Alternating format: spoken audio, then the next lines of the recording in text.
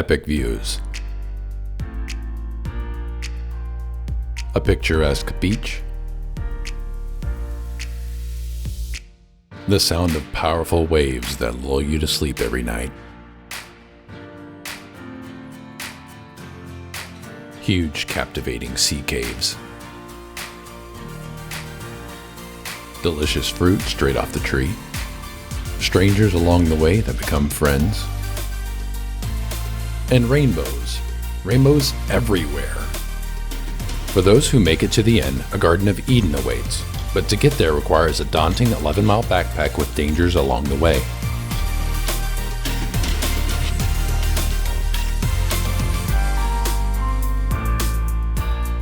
A quick Google search states that over 100 people have died on this trail. I have no way to actually confirm that, but I can see how it happens. Slippery, narrow trails next to cliff faces, powerful ocean currents, and an occasional flash flood. The dangers are real and you should take them seriously. However, this video is going to show you what the Kalalau Trail is like and how to do it. Your adventure starts at Haiana State Park on the north shore of Kauai. I started the trail at 8:45 a.m. and made it right at sunset, but if I did it again though, I would try to be on the trail by 6 a.m. The first 2 miles of the 11-mile trail are highly trafficked, as this part does not require a permit.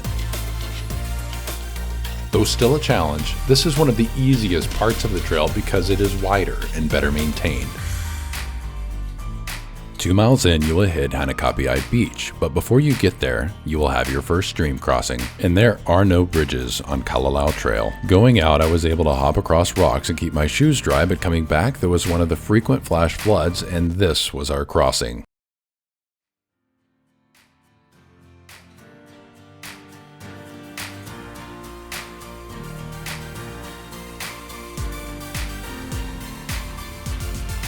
This is Hanakapiai Beach, and it is beautiful. If you're just doing the day hike, then it is well worth it, and you can even do an additional 2 miles inland to Hanakapiai Falls.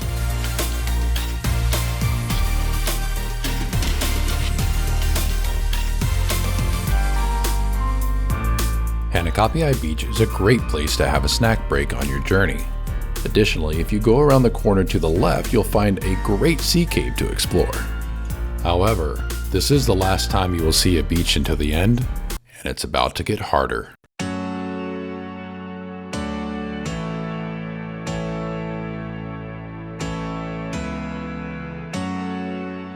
Miles 2 through 6 are characterized by narrow, overgrown, and often muddy trails. The trail mostly feels like a hot shaded rainforest with no breeze, and even though I went in November, I was still burning up.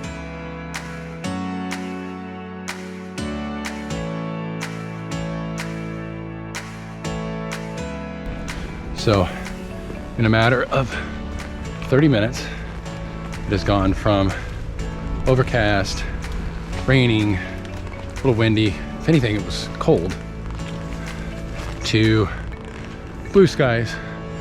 I don't see any clouds, no rain, and an absolute sauna, and so muddy. My shoes weigh like 5 pounds each right now.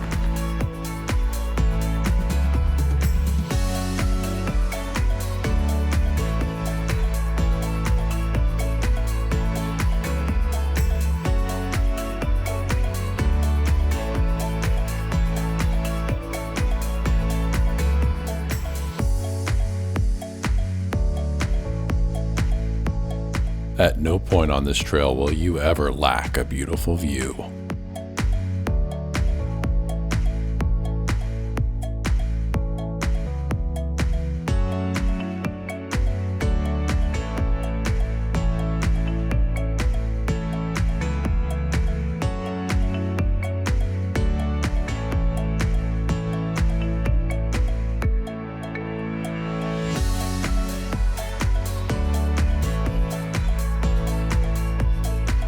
Seems I have made some friends on the trail.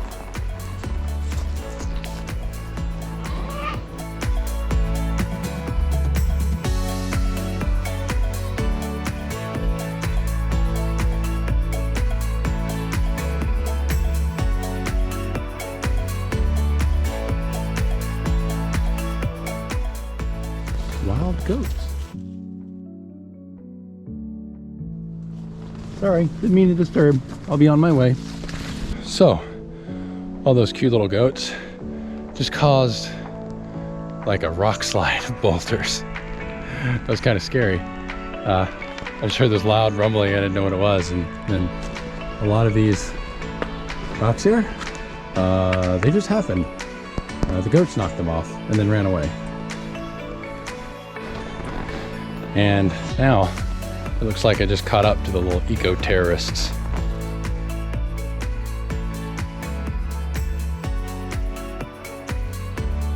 This part still boggles my mind. Steep cliffs always look less steep in video.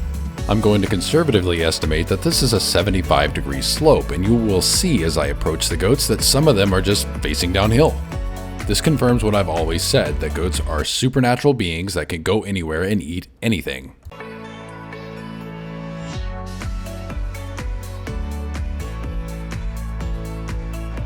How are you doing that?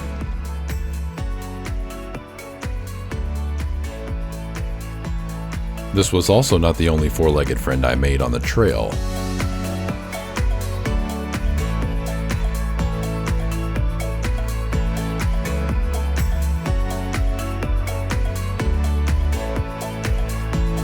Though some of the animals were quite menacing.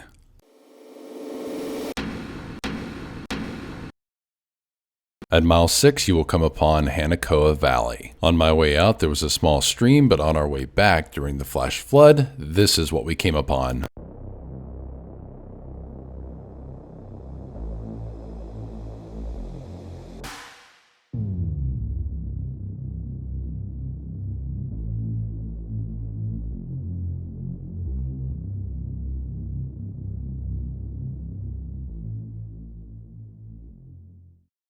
The landscape abruptly changes at mile 7 right before Crawler's Ledge, and suddenly you feel like you're on a different planet entirely.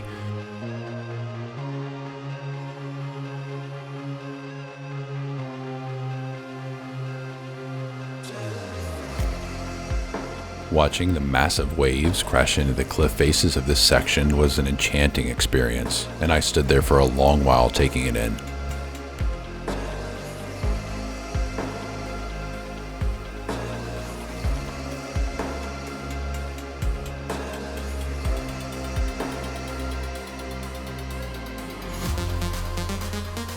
Crawler's Ledge gets the notoriety, but the truth is, most of miles 7 through 9 are right next to a cliff. This section is dangerous in good weather, however, coming back, our weather was awful.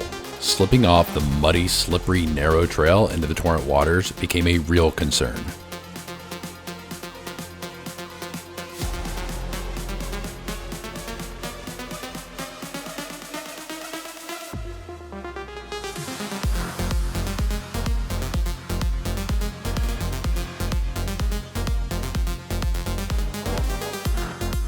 Apparently, this was originally indigenous Hawaiian trail, and whoever was the first one to do this, they had some coconuts, or some she coconuts. If conditions are bad, you should stop at Hanakoa Campground at mile 6. While I wouldn't recommend a planned stay there as its most notable feature is a vicious gang of mosquitoes, this is an option for safety or to split your hike into 2 days to make it easier.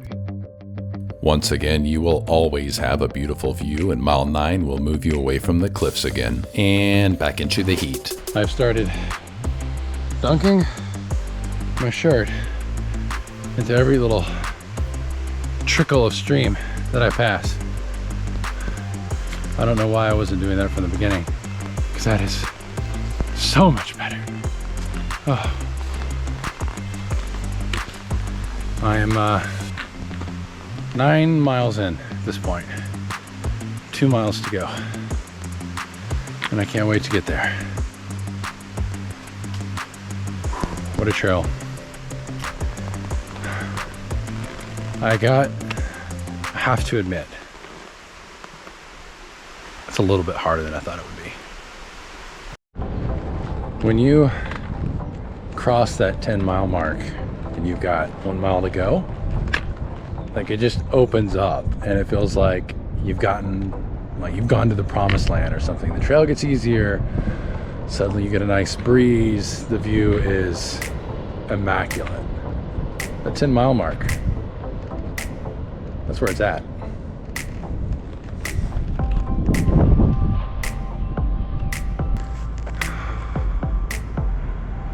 This is just an amazing place.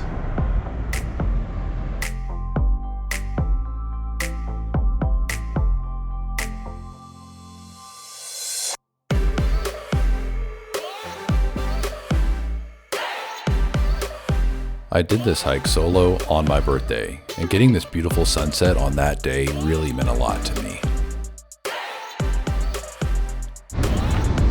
I just passed the start of designated camping zone.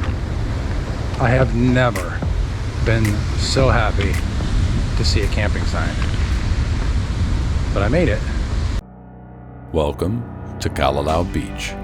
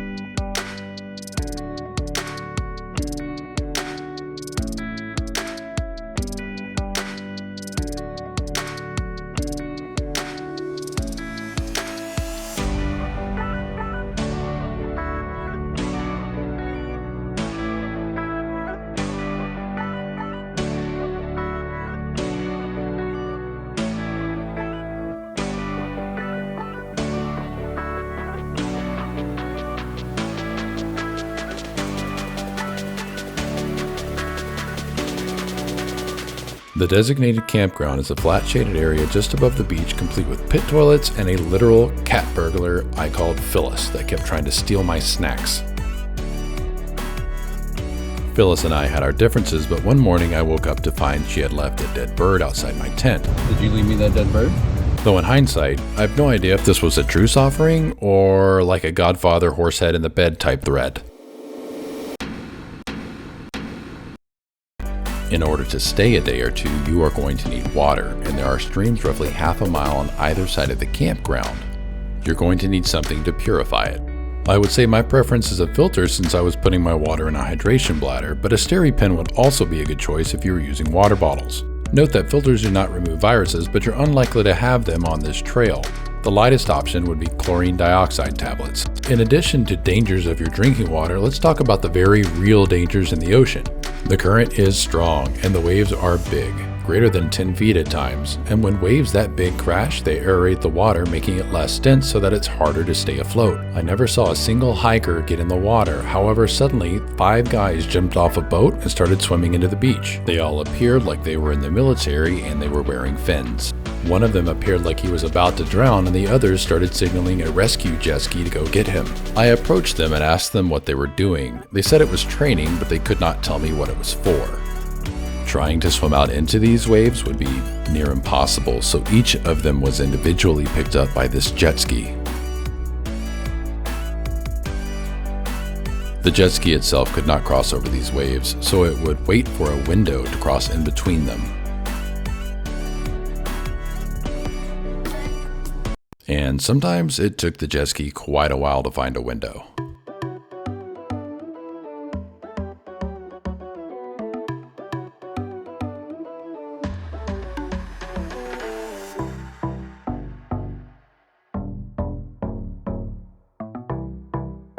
Though there is chaos with the ocean, there is also a wonderful sense of peace that I enjoyed every morning with my cup of coffee and every evening with my warm cup of cider.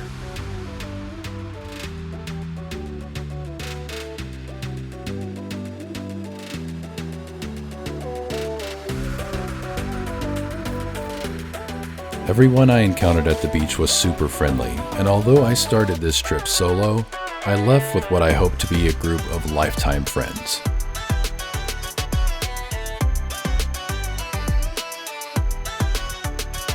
In addition to the beach, you can also head upstream into Kalalau Valley.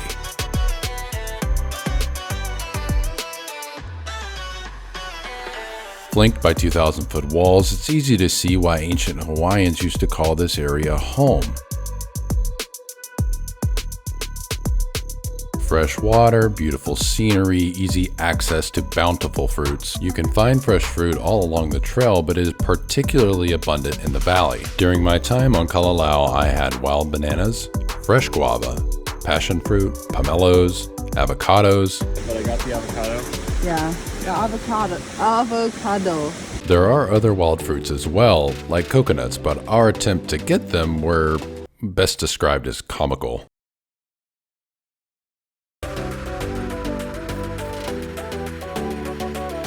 Going up Kalalau Valley does require some stream crossings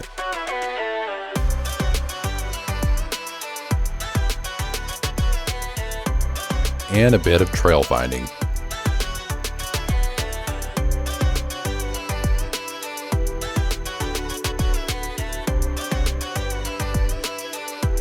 And occasionally, even some crawling.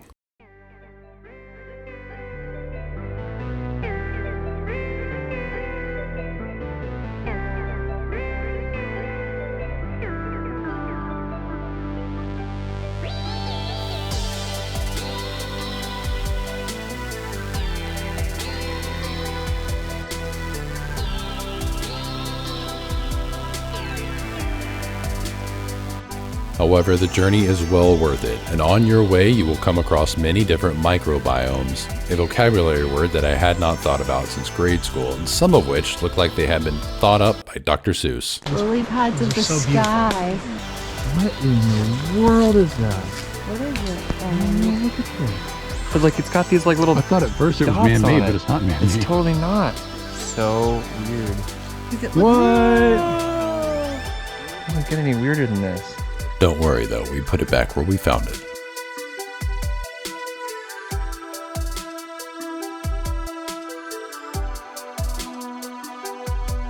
The trail ends at an amazing secluded swimming hole with fresh, clean water, multiple waterfalls, and fruit so close you can literally pick them without getting out of the water.